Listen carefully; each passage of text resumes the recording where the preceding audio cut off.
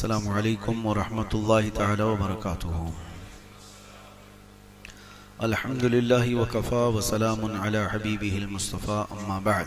कुरान पाक के अजायबात में से बहुत सारी ऐसी चीज़ें हैं, ख़ास तौर पर आज एक बात मैं आपके सामने जिक्र करता हूँ। जिस दौर में हम जिंदगी गुजार रहे हैं, करीब है कि दज्जाल के फितने नमूदार हो सकते हैं। दज्जाल के आने के औकात करीब तर बताए गए हैं, लेकिन उसमें एक चीज ये भी है, एक अलामत ये भी मैं आपको बताऊं, दज्जाल उस वक्त जाहिर होगा जब उसके बारे में जिक्र करना छोड़ दिया जाएगा, यानी उलमा बयान करना बंद कर चुके होंगे, अवेयरनेस नहीं होगा।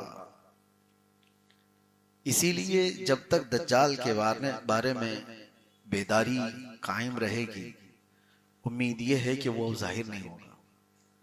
हुजूर पाक सल्लल्लाहु तआला अलैहि वसल्लम के जमाने में एक सहाबी हजरत तमीम दारी, वो समंदर के सफर पर थे और उनकी कश्ती अचानक टूट गई या फिर रास्ता भटक गई, और वो रास्ता भटक करके किसी एक ऐसे जजीरे पर जाकर लगी जो अनजान था, जजीरा आइलैंड।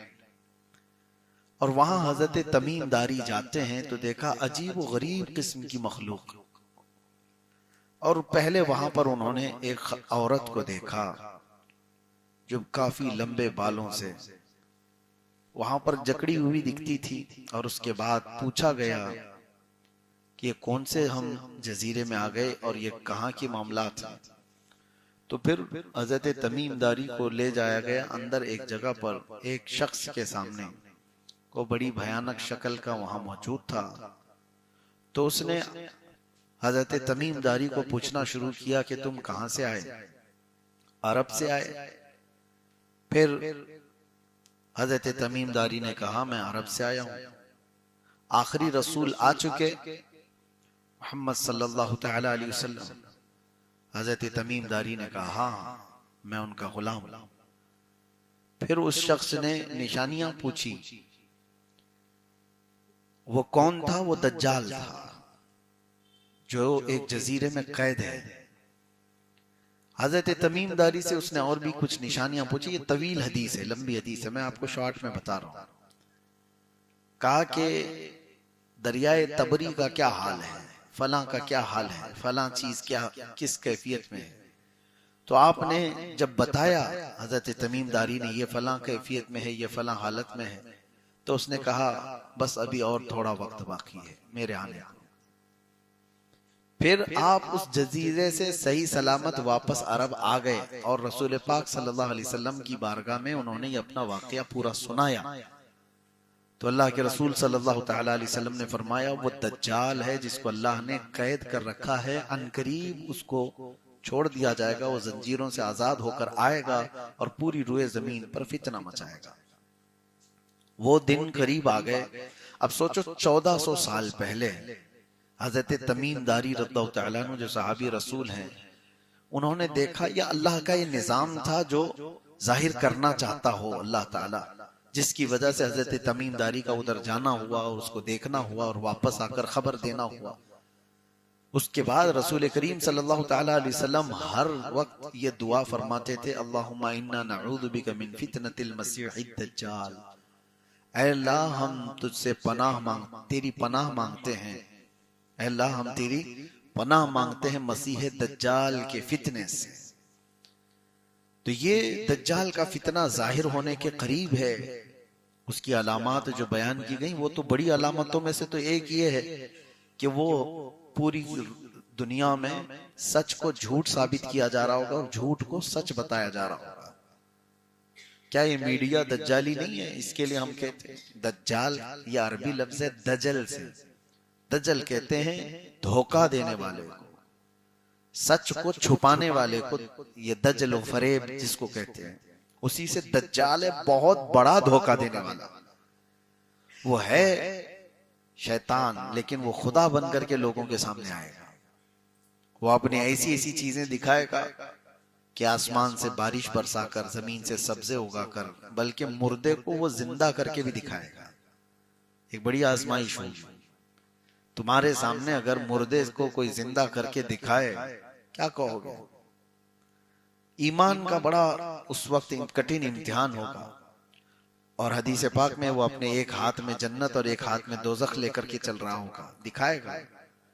और उसकी जन्नत में हरियालियां, बगीचे, सब कुछ होंगे, और जहन्नम में आग उगल रही होगी। और वो कहेगा, जो मुझे मानेगा मेरी जन्नत में, जो मुझे इनकार करेगा मैं अपनी दोजख में डालूंगा। लेकिन फरमाया गया हकीकत में उसका उलट होगा। वो दज्जाल है, हकीकत को छुपाने वाला। जो उसकी जन्नत में जाएगा वो हकीकत में अल्लाह की दोजख में जाएगा, और जिसको वो अपनी दोजख में डालेगा वो हकीकत में अल्लाह की जन्नत में जाएगा। तो वो दजल और फरेब से काम लेने वाला। मैंने ये जिक्र इसलिए छेड़ा कि हमें पनाह तो मांगना है, लेकिन साथ में एक वजीफा मैं बता रहा हूं। अल्लाह के रसूल सल्लल्लाहु ताला अलैहि वसल्लम ने इरशाद फरमाया, जो रोजाना सूरह कहफ की शुरू की 10 आयतें तिलावत करेगा, अल्लाह उसे दज्जाल के फितने से महफूज फरमाएगा। याद तो करना होगा, हर मुसलमान को चाहिए। 15वें पारे में सूरह कहफ है, अल्हम्दुलिल्लाहिल्लज़ी अंज़ल अला अब्दिहिल किताब व लम यजअल लहू इवजा। यहाँ से वो पूरा सफा खत्म हो जाता है। 10 आयतें ये अगर याद हो तो फरमाया गया दज्जाल के फितने से अल्लाह उसको महफूज रखेगा। बाकी आपको मैं बताऊं, एक ही दौरे में वो ईरान से होकर गुजरेगा। अभी ईरान का बड़ा जिक्र चल रहा है, और हदीस पाक में फरमाएगा इस्फहान, ईरान में एक इलाका है इस्फहान, उसको अस्फहान भी कहते हैं, इस्फहान भी कहते हैं। अस्फहान एक मशहूर इलाके का नाम है। आपने अपने मुंबई के जय्यद वली कामिल हजरत बहाउद्दीन शाह बाबा के नाम सुने होंगे, वो भी अस्फहानी है। बहाउद्दीन शाह अस्फहानी सुना होगा। अस्फहान ईरान का एक शहर है। रसूल पाक सल्लल्लाहु ताला अलैहि वसल्लम फरमाते हैं, सिर्फ वहां से अस्फहान से 70,000 यहूदी उसकी जमात में शामिल होंगे। 70,000 के करीब लोग उसकी जमात में शामिल होंगे। अब इस हदीस पाक के रोशनी में देखा जाए तो इस्फहान में यहूदी कब होंगे, कैसे होंगे, अब अल्लाह बेहतर जाने, लेकिन इसका जिक्र है तो होंगे। और दज्जाल आएगा तो एक बड़ी जमात। और दूसरी एक और रिवायत है कि उसकी फौज में कसरत से औरतें होंगी। उसकी फौज में कसरत से औरतें होंगी। औरतों को कोई भी बाबा आज ठग लेता है, तो दज्जाल क्यों नहीं ठगेगा? हाँ, यहाँ सारे बाबाओं के पास भीड़ अगर किसी की है तो किसकी है? औरतों की है। सारे मसले जो है ना औरतों को ही है, और यही इनकी हरकतें इन्हें दज्जाल के फितने में मुलविस कर देंगी, जो आज ये कर रही हैं औरतें। छोटी छोटी चीजों पर इनको बाबाओं के चक्कर लगाने हैं। इनको अपने मर्द को मुट्ठी में रखना है, शोहर को घर में रखना है, बच्चों को फरमाबरदार बनाना है। सारी चीजें ठीक है, हर चीज बाबा के गंडे और तावीज से नहीं होते। और कितनी औरतें ऐसी हैं जो औलाद के लिए बेटा चाहिए, बेटी चाहिए, और पता नहीं क्या क्या चाहिए, इस सिलसिले में वो बहकती चली गई। कितने तो ऐसे हैं जो हमारे सामने भी आकर के तारीफ करते हैं, फला बाबा बहुत पहुंचे हुए हैं, और इसलिए हम उनके पास जाते हैं। फिर चंद सालों के बाद पता चलता है कि उसने इनको ही पहुंचा दिया। मुआज़िल्लाहि रब्बिल आलमीन। कितने लोगों की इज्जतें लुट गईं, कितने वहां पर बर्बाद हुए। ये छोटी छोटी जगहों पर जब ये बहक जा रहे हैं, तो आप सोचो दज्जाल तो रियल करके दिखाएगा। ये तो खाली वादा करके भेजते हैं ना। तुम्हारे 100% बंगाली बाबाओं के वो अखबार में आते भी हैं, ऐड आते हुए देखते होंगे, 100% रिजल्ट है, 110 भी आते हैं। तो यहां तो सिर्फ इनके दावे हैं कि नौकरी पक्की है, तलाक भी पक्की है, मोहब्बत भी पक्की, अदावत भी पक्की, सब इनके पास दावे हैं। लेकिन दज्जाल तो सामने रियल करके दिखा देगा। बाद की बात नहीं, अभी देख लो, बारिश बरस जाएगी, सब्जा उग जाएगा, मरा हुआ आदमी जिंदा खड़ा हो जाएगा, जिंदे को वो मार भी देगा, मौत दे देगा। ये सारी चीजें दजल कहलाती हैं। दजल ये हकीकत नहीं है। अल्लाह तबारक व तआला ने उसको जो चीजें दी हैं वो हकीकत को छुपाएगा इंसानों के सामने। और इसलिए हदीस पाक में बार बार इसके मुतालिक अवेयरनेस पैदा किया गया है कि ऐसे सख्त इम्तिहान में तुम्हें साबित रहना कितना बड़ा कठिन मामला है। और हुजूर ने फरमाया आदम अलैहिस्सलाम से लेकर कयामत तक आने वाले जमाने तक इससे बड़ा कोई फितना रोए जमीन पर नहीं होगा। दज्जाल के फितने से बड़ा फितना, सबसे बड़ा फितना है रोए जमीन का ही, उससे बड़ा फितना। और जिससे रसूलुल्लाह पनाह मांग रहे हो, हुजूर पाक सल्लल्लाहु ताला अलैहि वसल्लम पनाह मांगते हो रोजाना, तो फिर वो कितना खतरनाक फितना होगा। और हम लोग अभी आसानी से इसको सुन करके ऐसे ही गुजर जाते हैं। डरो कहीं ऐसा ना हो कि उस वक्त लोग देखा देखी माल के चक्कर में, शोहरत के चक्कर में उसके पीछे लग जाएं। हाँ, उसकी एक बात ये भी बताई गई, माल चाहिए तो वो भी उसके पास मिलेगा, फेम चाहिए वो भी उसके पास मिलेगा, पावर चाहिए, तख्त हुकूमत, वो भी उसके पास मिल जाएगा। बहुत जल्दी जल्दी वो चीजें दे देगा। तो इन तमाम चीजों के जो भिखारी हैं वो बहुत जल्दी चले जाएंगे, पैसे के, पावर के, शोहरत के। ये ख्वाहिशात जिसकी हैं वो दज्जाल की फौज में ऑटोमेटिक शामिल हो जाएंगे। और जिनको आखिरत का डर होगा वो बचे रहेंगे, अल्लाह तबारक व तआला का खौफ होगा, वो बचे रहेंगे। बाकी यहाँ तो हजारों को आप देखते हैं, हम कोई थोड़े से भी पैसे बांट रहा हो तो उसके यहाँ तो भीड़ लगी जाती है। कोई अगर पावर देने की बात करे तो उसके पास आगे पीछे तो घूमने वालों की कतार लगी जाती है। तो दज्जाल के साथ जब ये सारे ऑफर मिल रहे हो तो कितने लोग जा रहे होंगे। अल्लाह हमारी हिफाजत फरमाए। सूरह कहफ के मुतालिक इसलिए मैंने कहा, इसमें अल्लाह ताला ने कुछ ऐसे नौजवानों का जिक्र फरमाया है जो अपना ईमान बचाकर बादशाह से निकल गए थे। वो कितने थे, 7 थे या 8 थे, अल्लाह को उनकी तादाद बेहतर मालूम, कितनी है वो अल्लाह बेहतर जानता है। एक बात यह है, सूरह कहफ कब उतरी वो भी मैं बता दूं। यहूदी आए थे 3 सवालात लेकर के हुजूर सल्लल्लाहु अलैहि वसल्लम के पास। बहुत तवज्जो से सुनिए इस चीज को।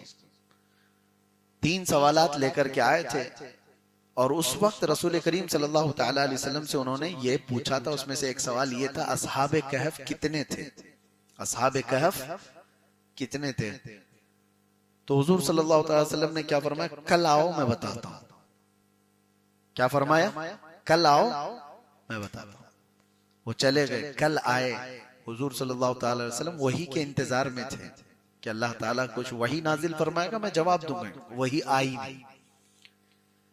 दूसरे दिन वो आए तो हुजूर ने फिर उनको भेज दिया, कुरान की वही आई नहीं, तुम जाओ फिर मैं कल बताऊंगा। यहां तक के 15 दिन गुजर गए, जिब्राइल अमीन कोई वही लेकर नहीं आए। रसूल पाक सल्लल्लाहु ताला अलैहि वसल्लम गमगीन हो गए कि मुझसे कोई ऐसी चीज हो गई कि अल्लाह नाराज है। वही का सिलसिला रुक गया। अब सुनो, उसके 15 दिन के बाद आई वही, लेकिन ये पूरी सूरह कहफ, और उसमें एक आयत अल्लाह ने बयान फरमाई, ये अपने नबी को तालीम देते हुए हम सब के लिए भी। अल्लाह फरमाता, वला तक़ूलन्ना लिशैइन इन्नी फ़ाइलुन ज़ालिका गदा इल्ला यशा अल्लाह। ऐ रसूल, हरगिज हरगिज ये मत कहना कि कल मैं ये करने वाला हूं, हरगिज मत कहना। हुजूर ने क्या फरमाया था यहूदियों से, कल आना बताऊंगा। अल्लाह फरमाता, हरगिज ये मत कहना कि कल आना या कल मैं ये करने वाला हूं, बल्कि जब भी कल की बात आए तो कहना इंशाअल्लाह। ये अल्लाह ने तालीम फरमाई, इल्ला इंशाअल्लाह, हाँ मगर अल्लाह चाहे तो ये हमारी जिंदगी का भी मामूल हो। अब हम इंशाअल्लाह कहते हैं तो लोग कहते हैं पक्का बोलो ना। इंशाअल्लाह का मतलब क्या है? आपको ऐसा लगता है शक है तो बोलता है आदमी? नहीं मेरे अजीजों, जो यकीन की बात हो उसको भी इंशाअल्लाह कहा जाए। आपको अगर किसी ने बुलाया दावत में, आपको क्या कहना है? हाँ मैं इंशाअल्लाह आऊंगा। तो सामने वाले को ऐसा क्यों फील हो रहा है कि ये इंशाअल्लाह बोल रहा है, टालने वाला तो नहीं? ऐसा नहीं है, ये माहौल, ये मेंटेलिटी बनी हुई। बल्कि यकीन वाला जो तुम्हारा मामला होगा उसके लिए भी आप इंशाअल्लाह का ही इस्तेमाल करें। ऐसा होता था हमारे साथ। हम जब मिस्र गए थे शुरू में हमारे हॉस्टल से जो कॉलेज जाने की बस होती थी, 80 नंबर की बस होती थी, वो जाती थी। शुरू में जब जाके खड़े हुए, हमको मालूम नहीं था, तो हम ड्राइवर से पूछते कि मदीना नस्र जाएगी ये, यानी हमारे कॉलेज जहां पर है। ड्राइवर कहता इंशाअल्लाह। तो हम मुंह देखते खड़े हो जाते कि ये जाएगा भी कि नहीं जाएगा, इंशाअल्लाह क्यों कह रहा है। तो ये यहाँ का मिजाज बना हुआ था। और वहां अरबों का हाल ये है कि यकीन वाली चीज भी, उसको जाना ही है वहां पर, वहीं जाने की बस है वो, उसके बावजूद भी वो कहता है इंशाअल्लाह बिइज़्निल्लाह। ये मुसलमानों की आदात में से है, सिफात में से है। हमारे वालिद फरमाया करते थे इंशाअल्लाह कहने के सिलसिले में। एक आदमी घोड़ा खरीदने जा रहा था और 50,000 रुपए लेकर के निकला था। इमाम साहब के पास आया, कहा कि हुजूर आज एक बेहतरीन घोड़ा खरीदने जा रहा हूं। तो हजरत ने कहा इंशाअल्लाह कहो। इसने कहा काहे को इंशाअल्लाह, पैसा भी तैयार, सब कुछ तैयार, मार्केट सामने है, अभी जाऊंगा शाम में घोड़ा लेके आऊंगा, सब कुछ रेडी है, फिर क्या इंशाअल्लाह कहना है। तो हजरत ने समझाया, लेकिन वो तुर्रम खां था, गया। घोड़ा बाद में खरीदूंगा, पहले होटल में बैठ के बिरयानी खाया, जम के बिरयानी खाया। और उसके बाद जब बिरयानी मुकम्मल हुई तो पता चला किसी ने जेब काट लिया, पूरे पैसों की पर्स ही मार लिया कोई। उसके बाद फिर उसकी हालत खराब हो गई। वहां तो होटल में पैसे देने को नहीं थे, तो होटल वालों ने प्लेट धुलवाए, टेबल साफ करवाए, सब कुछ करवाए। शाम में वो आया इमाम साहब के पास, मगरिब में पहुंचा। हजरत ने पूछा घोड़ा कहाँ है। तो उसने कहा कि हजरत घोड़ा बाद में, इंशाअल्लाह मैं होटल गया था, इंशाअल्लाह बिरयानी खाया, इंशाअल्लाह पैसे चोरी हो गए, इंशाअल्लाह टेबल साफ किया, इंशाअल्लाह प्लेट धोया, और इंशाअल्लाह अभी आ गया। अब जिंदगी भर इंशाअल्लाह। तो ये आपको इसलिए मैं अर्ज कर रहा हूं कि तुम्हारे साथ कोई हादसा हो जाए उसके बाद सीखोगे नहीं, बल्कि इंशाअल्लाह में वो ताकत है। हजरत सुलेमान अलैहिस्सलाम के मुतालिक फरमाया, उन्होंने एक बार ये कहा था, उनकी 100 बीवियां थी, आता आज की रात में सारी बीवियों के पास जाऊंगा और हर एक से एक एक मुजाहिद पैदा करूंगा। वो नबी थे, नबी की कुव्वत और ताकत 100 मर्दों से ज्यादा हो। उन्होंने कहा, लेकिन इत्तेफाक ऐसा हुआ कि आप सारी बीवियों के पास गए भी, मुलाकात भी हुई, किसी भी बीवी को हमल नहीं ठहरा सिवाय एक के। 99 बीवियों को नहीं और एक को, और उससे भी ये पता चलता है कि निहायत ही कमजोर बच्चा पैदा हो। और फिर रब तबारक व तआला की तरफ से तलकीन तालीम करते हुए सुलेमान अलैहिस्सलाम को कहा गया कि अगर तुम जाने से पहले इंशाअल्लाह कहे होते, हर बीवी से तुम्हारे मुजाहिद ही पैदा होता। नबियों के लिए तालीम है तो फिर आम लोगों के लिए क्या है। तो सूरह कहफ जो उतरी वो भी इसी बात पर आई थी। बहरहाल अल्लाह तबारक तआला ने उसमें 7 नौजवानों का जिक्र किया, या 8, जितने भी थे, वो 7 थे या 8 थे, अल्लाह को उनकी तादाद बेहतर मालूम। और वो ऐसे लोग थे जिन्होंने अपना ईमान बचाया था उस बादशाह से, जो बादशाह उस वक्त बुत परस्ती में था, कुफ्र और शिर्क में मुब्तला था। और ये वो लोग थे जो दीन ईसा पर थे, ईसा अलैहिस्सलाम के सच्चे दीन पर कायम थे। और एक गार में जाकर के सोए तो अल्लाह ने उनको 300 साल तक की नींद दे दी। 300 साल के बाद उठे। उसका जिक्र सूरह कहफ में है कि वो कैसे सो रहे थे। वहां पर सूरह वो जो गार था उसमें कैसे सोते थे। कुरान में अल्लाह फरमाते हैं, तरशम्स इज़ा तलअत तज़ावरु अन कहफिहिम ज़ातल यमीन व इज़ा गरबत तक़रिदुहुम ज़ातश शिमाल। तुम देखोगे सूरज जब पूरब से निकलकर पश्चिम की तरफ जाता है तो उनके गार के बिल्कुल ऊपर से नहीं जाता, कभी इधर हो जाता है और कभी इधर हो जाता है, ताकि तेज धूप की लौ उनके जिस्मों पर ना पड़े। 300 साल तक सूरज की गर्म तपिश से भी अल्लाह उनकी हिफाजत फरमाए। वो असहाबे कहफ थे। ईमान बचाने की जिन्हें फिक्र थी, अल्लाह ताला ने उनको 300 साल तक बचा रखा। ठंडियां, गर्मियां और दूसरे मौसमों के थपेड़ों से अल्लाह ने उनकी हिफाजत की।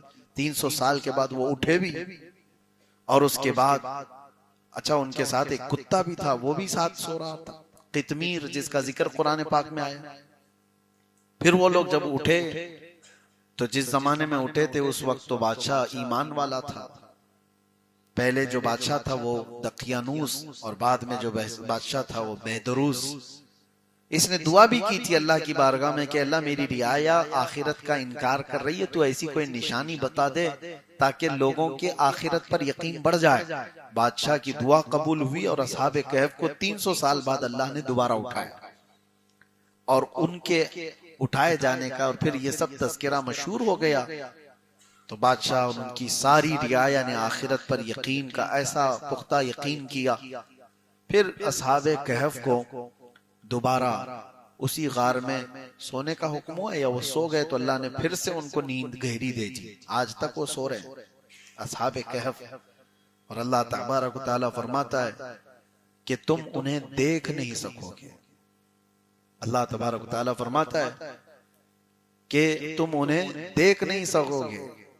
लवित्तलअत अलैहिम लवल्लैत मिनहुम फिरारा, अगर तुम में से कोई उन्हें देख लेगा तो पीठ फेर कर भाग जाएगा। उनका रौब अल्लाह ने कहफ में रखा है, गार में। और एक रिवायत ये भी है कि बादशाह ने सोने के ताबूत बनाए और उसमें उनके जिस्मों को रखा गया। लेकिन 2 ही दिन के बाद वो ख्वाब में आए, बादशाह से कहा कि हमें इस सोने के ताबूत से हटाओ, जिस जमीन पर हम सोए थे उसी पर हमें सुलाओ। फिर वो सोने के ताबूत अलग कर दिए गए, और फिर वहां पर जिस जमीन पर वो थे उसी जमीन पर उन्हें रख दिया गया, और फिर गार को बाहर से बंद कर दिया गया। लेकिन कुरान में एक जिक्र ये भी मिलता है कि जिस दिन वो अंदर गए और सोए उस दिन की तारीख रकम कर ली गई, और हर साल उस तारीख पर बादशाह और सारी रियाया वहां जमा होते और वहां इबादत करते। यही तो औलिया कामिलीन के वफात के दिन सुन्नी भी किया करते हैं। कुरान पाक से कि जो बुजुर्गाने दीन के इंतकाल का या फिर उनके दुनिया से जाने का दिन है, उसके लिए बादशाह वक्त ने और उनकी रियाया ने मिलकर के वहां पर लनत्तखिदन्न अलैहिम मस्जिदा, उसमें जिक्र है कुरान पाक में। अल्लाह ताला ने फरमाया, बहरहाल ये जिक्र मैंने इसलिए किया है कि ऐसे नौजवान जब अपने ईमान की हिफाजत की फिक्र करने लग जाएं तो अल्लाह ताला फरमाता है इन्नहुम फितियतुन आमनु बिरब्बिहिम वज़िदनाहुम हुदा। ये कुछ नौजवान थे जो अपने रब पर ईमान लाए तो हमने उनकी हिदायत ज्यादा कर दी। आज भी जो नौजवान जवानी की हालत में ईमान की फिक्र करता है, अल्लाह उसकी हिदायत को इजाफा कर देता है, उसकी हिदायत के रास्ते और खोल देता है। एक बार नौजवान कोई फिक्र तो करे कि अल्लाह मेरा ईमान बचा दे, अल्लाह मेरा ईमान महफूज कर दे। सीरियसली, ये तो जुबानी नहीं कह रहा हूं, सीरियसली अगर किसी को फिक्र हो तो रब तबारक व तआला उसकी हिदायत के रास्ते और खोल देता है, बचने के रास्ते बहुत बना देता है, और उसकी हिदायत के रास्ते इतने होते हैं कि वो खुद अंदाजा नहीं कर सकता। अल्लाह करीम हम सबको सिराते मुस्तकीम पर चलाए और हिदायत पर गामजन रखे। मौला करीम दज्जाल के फितनों से हमारी हिफाजत फरमाए। व आखिर दावाना अनिल हम्दुलिल्लाहि रब्बिल आलमीन।